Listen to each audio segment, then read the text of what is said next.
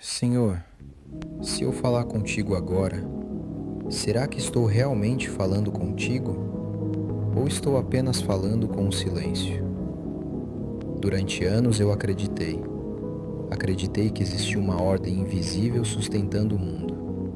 Acreditei que por trás da dor havia um propósito. Acreditei que tua providência caminhava silenciosamente entre nós. Mas hoje, quando eu olho para o mundo, essa certeza parece vacilar dentro de mim. Dizem que o Senhor está em todas as coisas, mas confesso que às vezes me pergunto, onde exatamente? Porque há momentos em que a existência parece mais com um campo abandonado do que com uma criação guiada por um Deus. Eu leio as Escrituras, leio os salmos de Davi que clamam, até quando, Senhor? E percebo que até os homens que caminharam contigo conheceram o peso dessa pergunta. Talvez a verdade seja que a fé não nasce da certeza. Talvez ela nasça exatamente aqui, no meio da dúvida. Porque se o Senhor existe, por que o mundo sangra assim? Às vezes, eu me sinto como alguém que grita em direção ao céu, esperando que o eco seja a voz de Deus. Mas o eco continua sendo apenas a minha própria voz.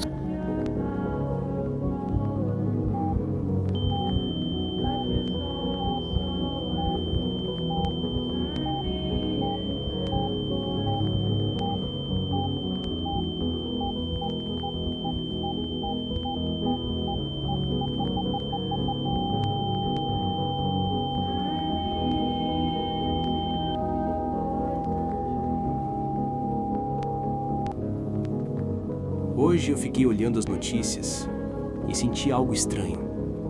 Não foi apenas tristeza, não foi apenas indignação. Foi um tipo de silêncio dentro de mim. Como se, por alguns minutos, todas as respostas que a gente costuma dar para a vida simplesmente não fossem suficientes. Porque a gente cresce acreditando em ordem, em propósito, em justiça, em algum tipo de lógica moral no universo. Mas então você olha o mundo e percebe que a realidade às vezes parece um grande paradoxo. Na Bíblia, no livro de Eclesiastes, existe uma frase que sempre me assombra. Tudo é vaidade e correr atrás do vento. Talvez aquele autor antigo estivesse olhando para o mesmo tipo de mundo que a gente vê hoje. Existe uma dor que parece atravessar séculos. A dor de perder um filho.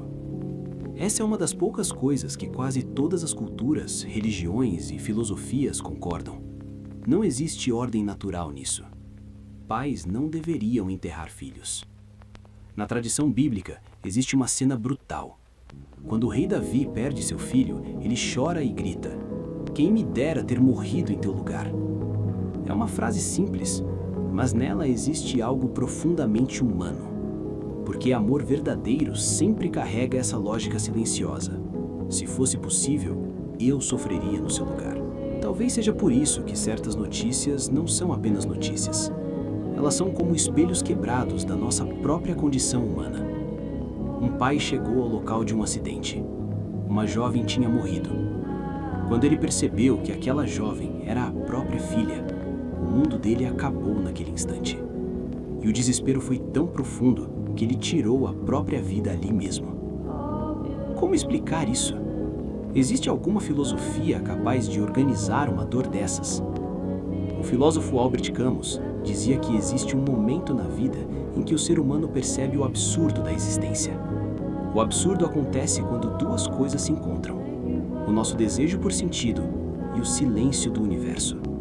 Nós perguntamos, mas o mundo não responde.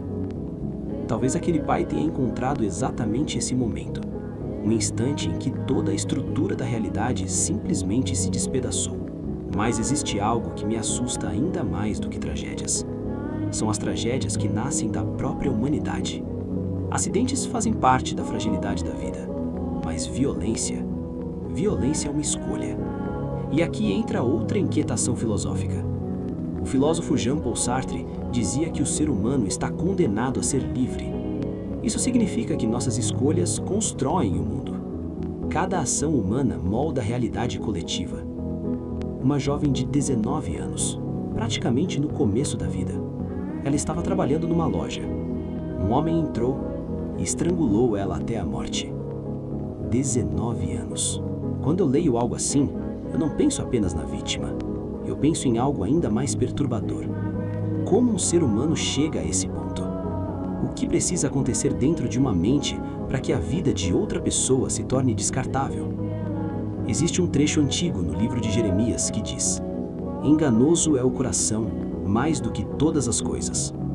É uma afirmação radical, mas talvez profundamente honesta. Porque ao longo da história, a humanidade demonstrou algo estranho. Somos capazes do mais profundo amor e da mais brutal violência. E então chegamos ao ponto onde filosofia e fé começam a se confrontar. Porque quando a dor do mundo se torna grande demais, duas perguntas aparecem. A primeira, Deus existe? A segunda, se existe, por que tudo isso acontece? Alguns pensadores, como Friedrich Nietzsche, chegaram a declarar que Deus estava morto. Mas talvez o que Nietzsche estivesse tentando dizer não era exatamente sobre Deus, mas sobre a forma como a humanidade havia perdido sua base moral. Talvez o maior problema do mundo não seja a ausência de Deus. Talvez seja a ausência de humanidade. Porque cada geração recebe o mundo quebrado e decide se vai quebrá-lo ainda mais ou tentar consertar alguma parte dele. Talvez a esperança não esteja em entender tudo. Talvez esteja em algo muito simples: ser mais humano, mais consciente, mais compassivo. Porque no meio de tanta escuridão, qualquer pequena luz ainda faz diferença.